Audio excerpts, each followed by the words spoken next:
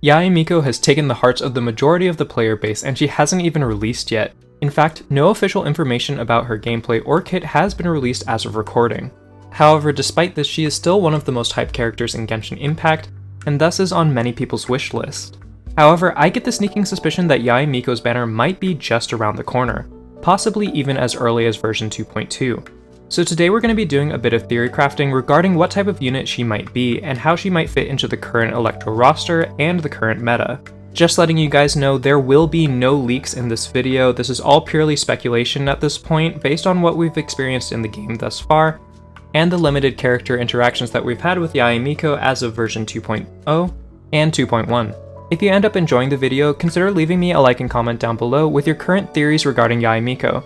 I'm actually seriously curious about what others are currently thinking regarding her kit, and if you want to see more Genshin Impact content from me, consider subscribing. Currently, only 3.8% of people watching my videos are currently subscribed, so if you want to help me bring that number up a little higher, I'd love to have you join the crew.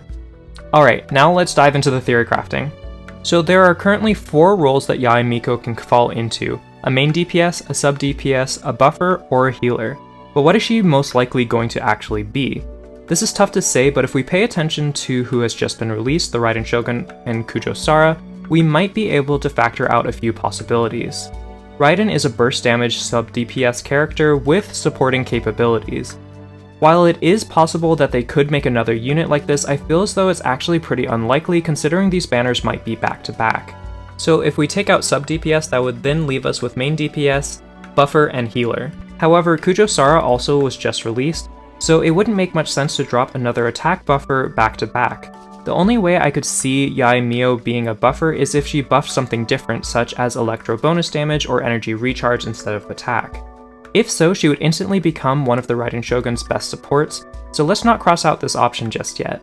As for main DPS, I actually think this is quite possible considering our first electro-focused DPS was Keqing, who was released way back at the beginning of the game.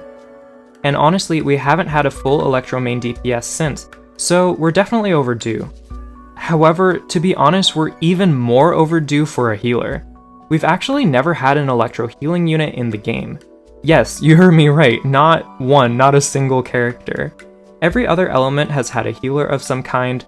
Pyro has had Bennett, Cryo has had Diona and Chi-Chi, Hydro has had Barba, Xingqiu, and Kokomi is right on the way. Geo has Noelle and even C6 Zhongli if you want to count his healing shield, and Anemo has Jean and now Sayu. But now out of the 7 electro units, not one of them serves as a healer. This paired with the fact that Yae is a shrine maiden that is commonly associated with cleansing, and she has saved us numerous times in the stories so far, one of which times she actually heals us back to full health, leads me to believe that she might possibly have healing abilities tied into her kit. But what's actually most likely to be the case?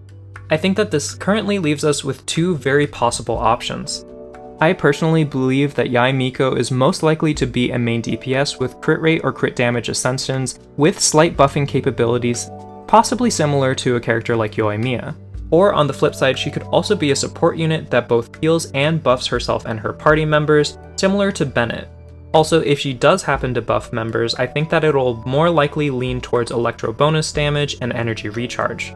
Of course, this is all speculation, but I think that these 2 options are probably the most likely. Either kit would really help round out the electro element and bring them more into the current meta. The meta really seems to be shifting towards quick swap damage dealing, buffs, and soon to be healing with the coming of Kokomi. This paired with the fact that she's a 5-star and is going to have to outshine other units currently in the game, leads me to believe that she's going to have some kind of hybrid build like the ones that I previously mentioned.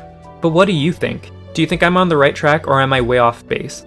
Let me know in the comments down below because I'm actually really interested to hear what you personally think about Yae. And if you enjoyed the video, please feel free to subscribe for more Genshin Impact content. I'm currently working on my build for Kujo Sara and hope to have a video out on her soon. I'm also planning on making a video regarding the Raiden Shogun and her best team comps as of 2.1, so if you don't want to miss those, make sure to sub and hit that notification bell. Alright guys, that's all for now. Until next time, best wishes, bye.